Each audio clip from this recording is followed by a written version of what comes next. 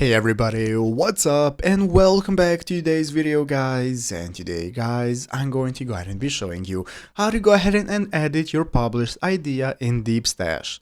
This is a very simple thing to do, so make sure to watch this quick and easy video till the very end, follow my steps correctly, so you can make sure that this works the same for you and you can do this yourself. But yeah guys, let's get straight into it.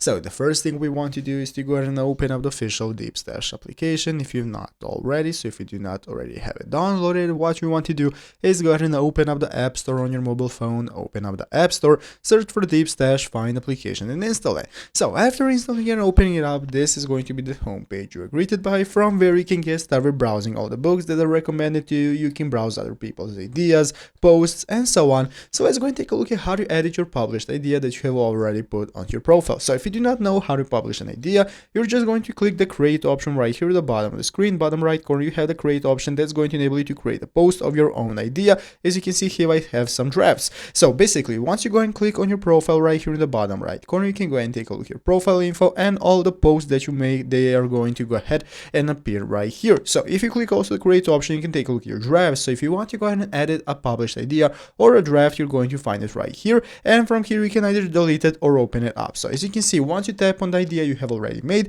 it's going to enable you to edit it. It's going to open up this edit mode where you can change the name, add an image, change your text, quote, and so on. Whatever you want to do with the idea is going to be changeable from right here. So once you're done, just click next and finish in the upper right corner, and that's how to edit an idea. So I hope this video was helpful. If it was, make sure to leave a like and subscribe to the channel. Thanks for watching, take care, and bye.